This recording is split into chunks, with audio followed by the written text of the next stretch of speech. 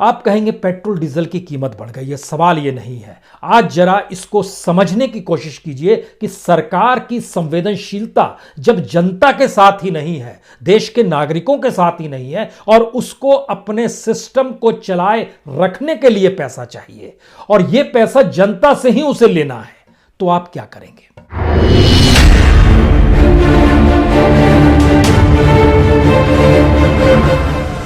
दोस्तों नमस्कार।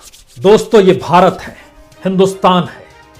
इसकी तस्वीर दुनिया में चाहे सबसे बड़े लोकतांत्रिक देश के तौर पर क्यों ना हो, लेकिन इस देश के लोकतंत्र का अनूठा सच यही है कि सब कुछ चुनावी स्टंट है। चुनाव के लिए कोई भी कितने भी बड़े बोल बोल सकता है, लेकिन सत्ता में आने के बाद ठीक काम उसके उलट होता है, या फिर सत्ता बचाने के लिए ही सारी मशक्कत की जाती है।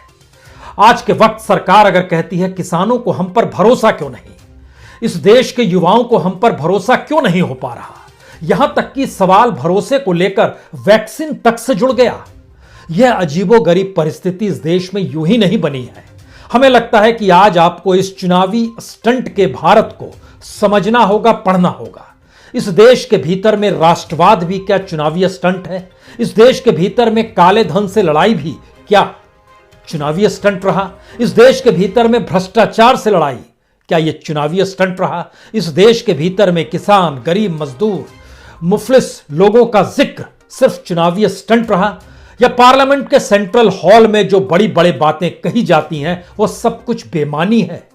आज बात शुरू कहां से की जाए, क्योंकि बीते 55 दिनों से किसानों के आंदोलन को लेकर सरकार बार बार यही कह रही है आप हम पे भरोसा कीजिए, और किसान कहते हैं हमको आप पे भरोसा नहीं होता है। भरोसा होगा कैसे अगर आज हम आपके सामने कुछ ऐसे फैक्ट्स रखें जिसके जरिए आप समझ पाएं कि इस देश में नागरिकों को लूटना ही सरकार का काम हो गया है। तो यानी नागरिकों की फिक्र सरकार को कतई नहीं है। इस देश में रहने वाले लोग किस मुसीबत में रह रहे हैं, और जिस लॉकडाउन के दौर में उनके हाथ से नौकरी चली गई, रोजगार खत्म हो गया, पैसे पास में थे नहीं, 2 जून की रोटी मुहैया कराने की मुश्किल थी, किसी तरीके से पीएफ का पैसा निकाल रहे थे, किसी तरीके से कहीं से लोन ले रहे थे। इस परिस्थिति में भी सरकार ने इस जनता को लूटना कम नहीं किया। आप कहेंगे बड़ा हार्ड शब्द है लूटना। हमें लगता है कि कोई इससे ज्यादा कड़ा शब्द भी अगर आपके जहन में आए तो आज उसका जिक्र जरूर कीजिएगा। हम 2 बातों का जिक्र खास तौर से आपके साथ करना चाहते हैं, क्योंकि यह हर कोई जानता है कि किसानों की खुदकुशी दिल्ली की सीमा पर हो रही है। दिल्ली की सीमा पर किसानों के आंदोलन की खुशबू अगर उनके गांव तक पहुंचती है तो वह त्रासदी में बदलती है और खुदकुशी वहां भी हो जाती है। 67 किसानों की मौत हो चली है। आप उनको शहीद कह लीजिए या फिर सीधे सीधे कहिए कि उनके नाम डेथ वारंट इस आंदोलन के बाद निकलता चला गया, और सरकार ने अपनी आंखें मूंद ली, कानों पे उंगलियां रख ली, जू तक उसे नहीं रेंग रही है। जो इस बात का जिक्र करते हैं कि कितने किसान कहां से कैसे पहुंचे, उसकी पूरी फहरिस्त हमारे पास है, क्योंकि आज जो सच हम आपको बताने वाले हैं उसमें किसानों क्या, इस देश के किसी भी व्यक्ति का भरोसा कैसे जागेगा, यह आप जरूर सोचिएगा। लेकिन शुरुआत में जो किसान इस आंदोलन को करते करते थक गए, निराश हो गए, खुदकुशी कर बैठे, उनकी मौत हो गई, उनमें तादाद अगर देखिएगा तो पंजाब के लगभग 59 किसान हैं, हरियाणा के 7 किसान हैं, मध्य प्रदेश का 1 किसान है, और अगर जिलेवार देखना शुरू कीजिएगा, बरनाला के 5 किसान, भटिंडा के 7 किसान, मनसा के 5 किसान, लुधियाना के 3 किसान, मोगा के 3 किसान, अमृतसर के 3 किसान, संगरूर के 5 किसान, फतेहगढ़ साहिब के 3 किसान, पटियाला के 7 किसान, सिरसा हरियाणा में आता 1 किसान, हिसार 1 किसान, सोनीपत 1 किसान, जिंद 1 किसान, ये सभी हरियाणा में आते हैं। मोहाली के 2 किसान, होशियारपुर के 4 किसान, गुरदासपुर के 1 किसान, फतेहाबाद का 1 किसान, रोहतक यह भी हरियाणा में आता है 1 किसान, फजल का 2 किसान। यह पूरी फहरिस्त है, जिले दर जिले। मध्य प्रदेश के 1 किसान की भी मौत हुई, जालंधर के भी 1 और मुक्तसर के भी 5 किसानों की मौत हुई, फिरोजपुर का भी 1 किसान मरा। यह एक फहरिस्त है। इतनी बड़ी तादाद में किसी आंदोलन में लोग मर रहे हैं और सरकार ने अपनी आंखों पर पर्दा ढक लिया है। क्या ये हो सकता है? हमको लगता है इससे भी ज्यादा क्रूर स्थिति इस देश की सरकार को चलाने को लेकर खुद सरकार ही रच रही है।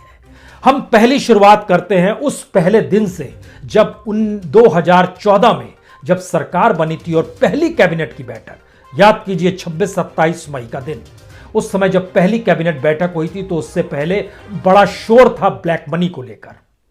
ब्लैक मनी के शोर तले का सच क्या है?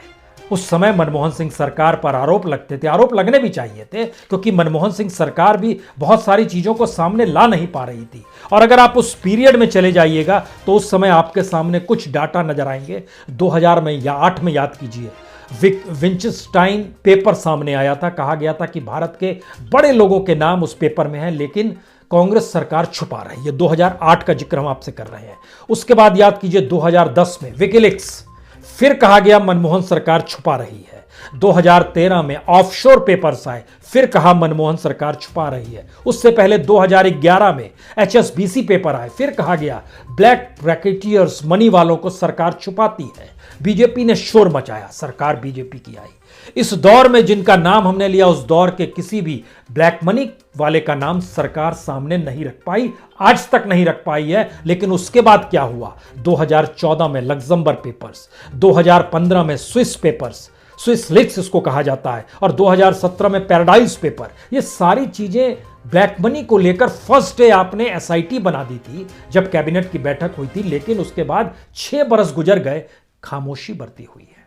इस देश के भीतर में करप्शन को लेकर जन लोकपाल का जिक्र हुआ। जन लोकपाल की नियुक्ति केंद्र सरकार अपने ऊपर निगरानी के लिए नहीं कर सकी, लेकिन हमें लगता है कि आज जरा इस बात को समझिए कि सरकार जनता को लेकर ही कितनी क्रूर हो सकती है। और उसमें हम आज जिक्र बहुत दूर का नहीं करेंगे। आप लोग हर दिन जिस बात को भोगते हैं वह है गाड़ी, डीजल, पेट्रोल। किसानी में भी डीजल की मात्रा लगती है।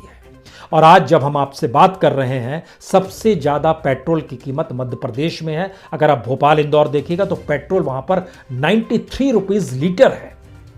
राजस्थान में 92 रुपीज लीटर है, 92 प्लस सम पैसा। मुंबई में 91 रुपीज प्लस सम पैसा पेट्रोल का कीमत हम बता रहे हैं आपको। चेन्नई में 88 रुपए 60 पैसे, दिल्ली में 85 रुपए 11 पैसे। यह पेट्रोल की कीमत है। डीजल की कीमत भी 80 पार हर जगह है। अगर वो मध्य प्रदेश में 83 रुपए 50 पैसे है, राजस्थान में 84 रुपए 33 पैसे है, मुंबई में 82 रुपए 60 पैसे है, चेन्नई में 80 रुपए 20 पैसे है, दिल्ली में 75 रुपए 80 पैसे। ये सारी परिस्थितियां क्या बतलाती हैं? आप कहेंगे पेट्रोल डीजल की कीमत बढ़ गई है। सवाल ये नहीं है। आज जरा इसको समझने की कोशिश कीजिए कि सरकार की संवेदनशीलता जब जनता के साथ ही नहीं है, देश के नागरिकों के साथ ही नहीं है, और उसको अपने सिस्टम को चलाए रखने के लिए पैसा चाहिए, और यह पैसा जनता से ही उसे लेना है, तो आप क्या करेंगे? या आप क्या कर सकते हैं? इसीलिए हमने कहा यह चुनावी स्टंट क्यों है, जरा समझने की कोशिश कीजिए। जब लॉकडाउन का पीरियड था, जिस वक्त सबसे कम गाड़ियां इस देश में चल रही थी, हम आप भी घर से बाहर नहीं निकल पा रहे थे। इस देश के भीतर में गाड़ियां ऐसी ठप थी कि प्रवासी मजदूरों को पैदल जाना पड़ा। कुछ साइकिल से चले गए, कुछ ठेले से चले गए, गाड़ियां नहीं चल रही थी। लेकिन उस पीरियड में भी सरकार के पास एक्साइज ड्यूटी पेट्रोल डीजल की ज्यादा आ गई। अब आप कल्पना कर रहे हैं, एक तरफ पेट्रोल डीजल की खपत कम हो रही है, दूसरी तरफ उससे एक्साइज इतना बढ़ा दिया गया कि वो बढ़ते बढ़ते उस कीमत से ज्यादा वसूली करने लगा। जब ये देश चल रहा था, 2019-20 में चल रहा था, 2020-21 में ठहरा हुआ था। आंकड़े देखिए, तब आप समझ पाएंगे। अप्रैल से नवंबर तक सरकार को जो एक्साइज ड्यूटी से कमाई हुई वह 1,96,000 करोड़ की है। 1,96,000 करोड़ एक्साइज ड्यूटी से पेट्रोल डीजल में सरकार की कमाई हो गई। ठीक इसी पीरियड में जब पिछले बरस चले जाइएगा, 2019 के अप्रैल से नवंबर के बीच में, जब इस देश में सब कुछ चल रहा था, तब एक्साइज से कमाई 1,32,000 करोड़ की थी। यानी 64,000 करोड़ से ज्यादा की कमाई इस दौर में हो गई। अब इसका दूसरा हिस्सा आइए तो पेट्रोल डीजल में एक्साइज कितना बढ़ गया और पेट्रोल डीजल की खपत कितनी हो रही थी, यह भी समझने की जरूरत है। अप्रैल से नवंबर तक जो खपत हो रही थी पेट्रोल डीजल की, वह कुल मिला के 6,23,00,000 टन यह खपत थी पूरी अप्रैल से नवंबर तक की, पेट्रोल डीजल दोनों मिला के 6,23,00,000 टन। और पिछले साल ठीक इसी पीरियड में, इस अप्रैल से नवंबर के बीच में खपत थी 7 करोड़ 58 लाख टन, यानी लगभग 1 करोड़ 35 लाख टन खपत कम हुई 2020 अप्रैल से नवंबर तक के बीच में। लेकिन एक्साइज ड्यूटी इतनी बढ़ा दी गई। एक्साइज ड्यूटी बढ़ने का मतलब बहुत साफ है कि आपको पेट्रोल डीजल महंगा मिलेगा। जो पेट्रोल की गाड़ी चलाते हैं वो समझ लें कि दरअसल इस अप्रैल से नवंबर के बीच में 1 करोड़ 74 लाख टन पेट्रोल बिका है, और इसी पीरियड में पिछले साल लगभग 2 करोड़ 4 लाख टन पेट्रोल बिका है, यानी 30 लाख टन पेट्रोल कम बिका इस पीरियड में। लेकिन एक्साइज की वसूली लगभग 48% बढ़ा दी गई इसी दौर में। जो डीजल था, जो ट्रैक्टर चलता है, जो खेत में फसलों में करने के लिए जो सिंचाई व्यवस्था हम लोग ट्यूबवेल लगाते हैं वहां पर भी डीजल डालना पड़ता है, उसकी खपत भी लगभग 4 करोड़ 50 लाख टन की बिक्री हुई इस साल, और पिछले साल वो बिक्री हुई थी 5 करोड़ 54 लाख टन की, यानी उसमें भी लगभग 1 करोड़ टन से ज्यादा पिछले साल हुआ था। लेकिन एक्साइज ड्यूटी इस बार बढ़ गई। यहीं से यह सवाल पैदा होता है कि जब अंतर्राष्ट्रीय बाजार में पेट्रोल डीजल यानी कच्चे तेल की कीमत कम थी, आपको सस्ते में मिल रहा था, इस देश के भीतर में उसी पीरियड में लोगों को 2 जून की रोटी की मारामारी थी, इसी पीरियड में लोगों की नौकरियां जा रही थी, और उसी पीरियड में आप पेट्रोल डीजल पर एक्साइज बढ़ाते चले जा रहे थे। और बढ़ाते बढ़ाते कितना बढ़ाते चले गए, हमको लगता है यह भी जानना चाहिए, क्योंकि जब ये सरकार, सोचिए 2014 में जब आई थी, जब मनमोहन सिंह सरकार थी, उस समय पेट्रोल पर एक्साइज लिया जाता था 9 रुपए 48 पैसे प्रति लीटर, और आज जब हम आपसे बात कर रहे हैं तो एक्साइज लिया जाता है 9 रुपए 48 पैसे से बढ़ते बढ़ते ये हो गया है 32 रुपए 98 पैसे। डीजल पे तब लिया जाता था 3.5 रुपया एक्साइज, जो सरकार के पास आता था 2014, 2020 में, 2021 में। आज जब हम आपसे बात कर रहे हैं ये 3 रुपए 56 पैसे से बढ़ते बढ़ते 31 रुपए 83 पैसे तक चला गया। यानी इतनी बड़ी तेजी से अगर एक्साइज ड्यूटी बढ़ी तो क्या इतनी तेजी से लोगों की कमाई भी बढ़ी? क्या इतनी तेजी से इस देश में रोजगार मिल रहे थे? उसमें क्या उसी रूप में सरप्लस पैसा बोनस के तौर पर मिलता था कर्मचारियों को या मजदूरों को? संयोग ऐसा है कि एक तरफ इस दौर में पेट्रोल डीजल के भीतर में लगभग 10 गुने से ज्यादा की बढ़ोतरी हो रही थी एक्साइज की, और इसी दौर में पैसा कमाने का जो शहर और गांव दोनों का जो औसत निकाला जाता है वह लगभग 0.75% कम हुआ। ओवरऑल नौकरी करोड़ों में गई एक अलग है, जो कमा भी रहे थे उनका भी कम हो गया 0.75%। ये ओवरऑल औसत है, यानी पैसा कम मिल रहा है और 10 गुना ज्यादा पेट्रोल डीजल पे एक्साइज वसूला जा रहा है। कमोवेश यही स्थिति आज की तारीख में आप सीमेंट खरीदने जाइए, सरिया यानी लोहा लेने जाइए, यानी कोई भी चीज अगर आप लेंगे तो आप उस बाजार को अगर पिछले साल से ही एनालिसिस कीजिएगा तो इसका मतलब क्या है कि अगर 10-10 गुना चीजें बढ़ गई है तो क्या ये लूट मची हुई है?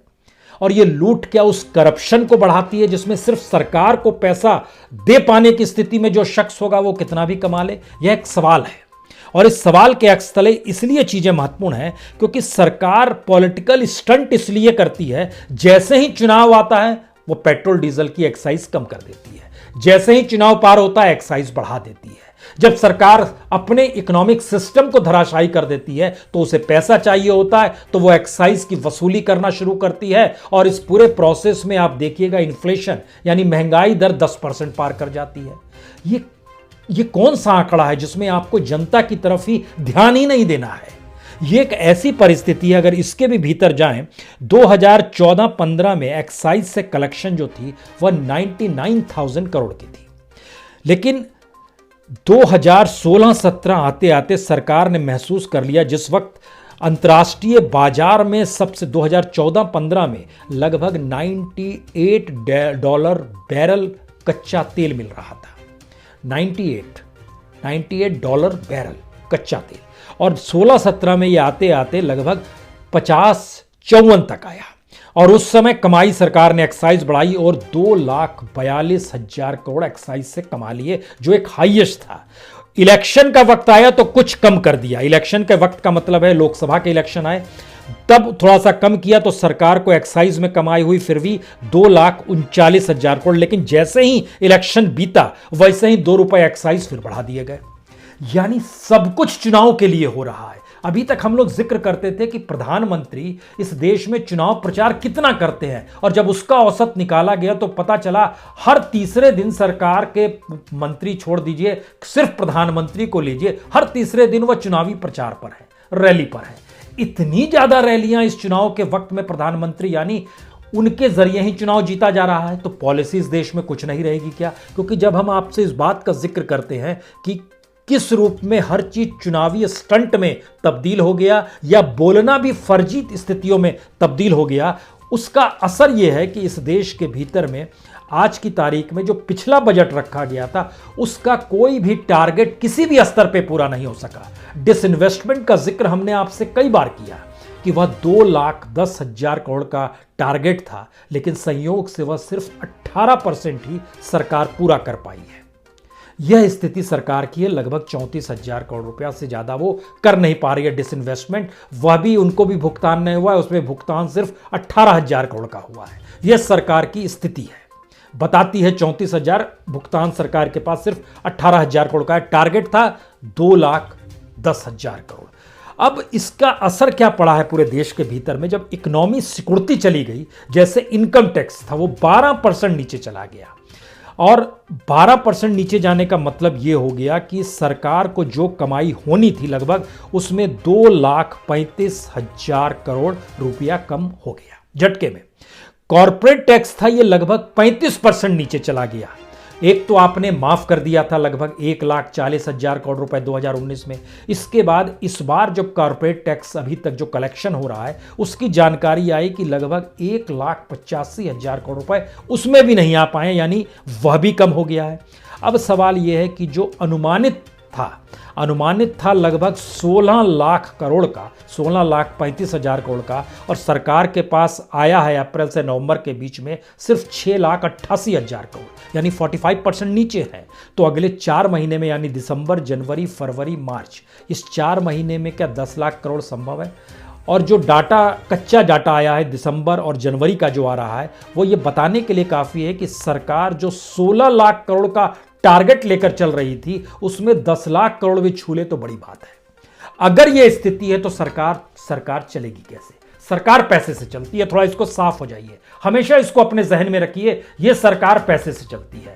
संसद चलाना है तो पैसा वहां पर लगेगा, सुप्रीम कोर्ट को चलाना है उसका भी एक बजट है, वह भी पैसा देना पड़ेगा, सीबीआई को चलाना है तो उसका भी पैसा है। रेड मारने फ्री ऑफ कॉस्ट नहीं जाते हैं, गाड़ियां जाती हैं, ईंधन खर्च होता है, बड़ा सा महल जैसा सरीखा बिल्डिंग में काम चल रहा है, वहाँ 5 सितारा सुविधाएं होती है, हर चीज़ पैसे से चलती है। किसानों से बातचीत भी जो हो रही है वह भी विज्ञान भवन में, उसके लिए भी पैसा चाहिए। बिजली बिल नहीं चुकाएंगे तो वहाँ भी बिजली ऑफ हो जाएगी, पानी नहीं पहुँचेगा, भोजन नहीं पहुँचेगा, मंत्री जी क्या करेंगे? तो लुटियंस की दिल्ली का जो अपना बजट एनडीएमसी का है वह पूरी दिल्ली पर भारी पड़ जाता है। मुश्किल यह भी है। इसका मतलब है सब कुछ पैसे से चल रहा है, और पैसा आएगा कहां से?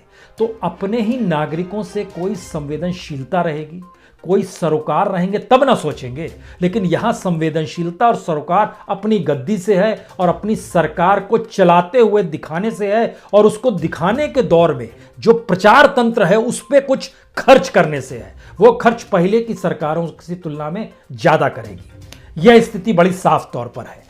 अब जब इन परिस्थितियों का आप सामना करते हैं, इसमें तो अब कुछ नई चीजें भी जुड़ गई है। जैसे हमने कहा, राष्ट्रवाद जो है वह भी चुनावी स्टंट है क्या? क्योंकि पिछले दिनों एक पत्रकार का जो चैट सामने आया उसमें बालाकोट का जिक्र था, कुपवाड़ा का जिक्र था, और जिस तरीके से इस देश में सारी संवेदनशीलता को मोनेटाइज कर दिया गया, सारे वक्तव्यों को मोनेटाइज कर दिया जा रहा है कि हर चीज पैसा है, हर चीज मुनाफा है, हर चीज चुनावी जीत है, हर चीज राजनीतिक सत्ता पाने की जद्दोजहद है। तो फिर इसमें किसी एक आम व्यक्ति, आम जनता, आम नागरिक की क्या हैसियत? और जब किसी की हैसियत नहीं, तो अगर हम नाम पढ़ना शुरू करें तो इन नामों से आपको क्या मतलब मिलेगा? जो किसानों के नाम हम पढ़ेंगे, लेकिन उससे पहले एक बात और समझिए यह अपने तरीके की बीजेपी की भी अनूठी सरकार है।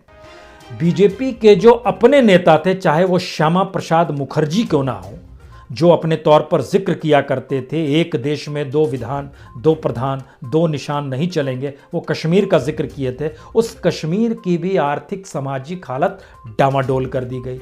जिस मानवीयता का जिक्र था और जो दीनदयाल उपाध्याय जी कहते थे अंत्योदय कार्यक्रम, उस समाज के आखिरी व्यक्ति की स्थिति इस तरह लाचारी और भूखमरी में तब्दील कर दिया गया कि वर्ल्ड बैंक और WHO और स्वास्थ्य संगठन सब ने कहा भारत में भूखमरी की स्थिति सबसे विकट हो रही है। सबके आंकड़े बतलाते हैं। तो आप ये कैसी सरकार चला रहे हैं जहां आपकी रईसी ठीक है और आखिरी व्यक्ति जिसके लिए आप ही के अपने विचारक दीनदयाल उपाध्याय जी अंत्योदय का जिक्र करते थे और आप अंत्योदय के नाम पर दुनिया भर के प्रोग्राम चलाते हैं, उस पर भी आपको जब भरोसा नहीं हो पा रहा है तो फिर किसान आप पे भरोसा कैसे कर लेगा? ये एक बड़ी दूर की गोटी है। और इस प्रक्रिया में जब आप देखते हैं, ध्यान दीजिए, इस देश के भीतर में देश का विकास पूरा फ्रॉड परिभाषा पे खड़ा कर दिया जा रहा है। जो मानवीयता और सरोकार है वो तो खत्म ही हो गई। जो सांस्कृतिक मूल्यों की रक्षा, चाहे वो हिंदू राष्ट्र की परिकल्पना या फिर राम का ही जिक्र कर लीजिए, मर्यादा पुरुषोत्तम राम का जिक्र कर लीजिए, उस एस्पेक्ट में भी अगर समझना शुरू कीजिएगा तो फिर लुटियंस की दिल्ली में और राजनीतिक सत्ता उसे अपने पैरों तले कुचलते हुए चलती है। अब आप क्या करेंगे? लेकिन प्रचार तत्व को डेवलप करके बताती है कि हम तो इस रूप में राममय हो गए हैं, हम तो इस रूप में हिंदू राष्ट्र। ये सारा पूरा मामला फ्रॉड का है। और अगर ये स्थिति इस देश के भीतर में आ चली है तो फिर किसानों में हम अगर नाम लें और बोले कि इन्होंने खुदकुशी कर ली, इनकी मौत हो गई, इन्होंने चिट्ठी लिखी और कहा कि उनको भरोसा है किसी दिन तो सरकार जाग जाएगी, तो सरकार कैसे जागेगी? यह एक सवाल है, क्योंकि इस सरकार ने बड़े अनूठे काम किए और सरकार के पक्ष में अगर रहने पर क्या क्या होता है यह कोई छुपा हुआ नहीं, और वह भी अदालतों के जरिए। जस्टिस गगोई का जिक्र बार बार होगा ही, अब तो वह दर्ज हो गया है स्वर्ण अक्षरों में कि वह किस रूप में किन फैसलों के साथ चले और फिर राज्यसभा पहुंच गए। आपको याद होना चाहिए जस्टिस सतशिवम ये केरल के गवर्नर बना दिए गए, यह भी एक इनकाउंटर केस में क्लीन चिट देकर आए थे। YC मोदी NIA के चीफ बना दिए गए। इन्होंने क्या किया था? 2002 के गुजरात दंगों को याद कीजिए, या RK राघवन को भी याद कीजिए जो हाई कमिश्नर बन गए, इन्होंने भी 2002 दंगों को लेकर क्लीन चिट दी थी। विनोद राय BCCI के चेयरमैन बन गए, पद्म भूषण पा गए। इन्होंने क्या किया? जो पूरा CAG का कमाल था, जो पॉलिटिकल एजेंडे पर ये काम कर रहे थे। यू ललित ये सुप्रीम कोर्ट के जज हो गए और इन्होंने भी अपने तौर पर जो फेक इनकाउंटर था उसको लेकर, जो अमित शाह का केस था पूरा, उसको लेकर इन्होंने लीड किया था। तो ये संयोग है या फिर इसी दिशा में पूरी सिस्टम को चलाया जा रहा है, ये सोचना चाहिए। लेकिन इन सब के बावजूद भी अगर सरकार कहती है अपने तौर पर कि हम पे भरोसा कर लीजिए, कैसे भरोसा करेंगे? क्या संभव है कि कल जब इस देश के मंत्री बैठे तो पूरी फेरिस्त लेकर किसान के 40 संगठनों के 40 नुमाइंदे सरकार के सामने कहे हम आपके सामने कुछ नाम पढ़ना चाहते हैं, इन नामों के बारे में आप जरा पता कर पाएंगे कि क्या हुआ? इनका बरनाला के रहने वाले थे कहान सिंह, भटिंडा के रहने वाले थे गुरमेल कौर, गुरजीत सिंह थे मनसा के, लखवीर सिंह थे भटिंडा के, राजेंद्र कौर थे बरनाला के, मक्खन सिंह थे मोगा के, सुखदेव सिंह थे फतेहगढ़ साहिब के, जसप्रीत सिंह थे भटिंडा के, सुरजीत सिंह थे संगरूर के, मलकित कौर मानसा की, भूपेंद्र सिंह होशियारपुर के, गुरदासपुर के अमरीन सिंह, गुरप्रीत सिंह होशियारपुर के, जज सिंह भटिंडा के, नजर सिंह पटियाला के, फिरोजपुर के लाल चंद, अवतार सिंह मुक्तसर के, जालंधर के सोनू केरनर, जगदीश सिंह मुक्तसर के। ये सारे नाम जब हम पढ़ रहे हैं इन सभी की मौत हो चली है और एक लंबी फहरिस्त है। उस लंबी फहरिस्त को जब हमें दिखाया गया और बताया गया कि यह पूरी की पूरी सूची है और यह सूची इतनी ज़्यादा और बड़ी तादाद में है, जब आप इसको देखते हैं तो ये पूरी सूची है, जो पूरी सूची वहाँ से आई, सारे किसानों के नाम, उनके घर के एड्रेस। क्या इन घरों में जाकर सरकार हाथ जोड़कर माफ़ी मांग पाएगी कि हमसे गलती हो गई? वह तो यही अड़ी हुई है कि 3 कानून, MSP, हम इस पे कुछ नहीं कर सकते हैं। ये देश है किसका? नागरिकों का है या वोटरों का है? वोटरों का है तो वोटरों को भी आपने बांट दिया, छोटे और सीमांत किसान और बड़े किसान। पहले जातियों में बटा, फिर धर्म में बटा और अब पेशे के साथ उनकी कमाई में भी चीजें बांट दी गई हैं। यह जरा समझिए। इसीलिए इस देश के भीतर में सारे वक्तव्य चुनावी स्टंट हैं। भरोसा नहीं हो सकता है। किसी का भरोसा नहीं हो सकता है, ये एक फैक्ट है। और अगर ये चुनावी स्टंट नहीं है तो फिर ये सारे वक्तव्य फर्जी हैं। और अगर ये फर्जी और चुनावी स्टंट नहीं है तो इस देश के भीतर में लोकतंत्र सिर्फ चुनाव को ही जीने के लिए मौजूद है। यही सच है आखिरी इस देश का। लेकिन क्या किसान अब अपने पूरे की पूरी उम्मीदों को इस विस्तार के साथ देंगे जिसमें वह मंत्री के सामने वाकई इन किसानों के फिरिस्त कहेंगे जाइए पहले उनके घर जाइए, उनसे माफी मांगिए, उनसे वादा कीजिए आने वाले वक्त में? यह परिस्थिति इस देश के भीतर में आ रही है। सरकार डर रही है क्या 26 जनवरी से कि 26 जनवरी को ट्रैक्टर जब सड़क पे होंगे तो क्या होगा? कल मिलेंगे आपसे, तब इसका जिक्र करेंगे। सरकार डर रही है क्या? बहुत बहुत शुक्रिया, बहुत बहुत शुक्रिया।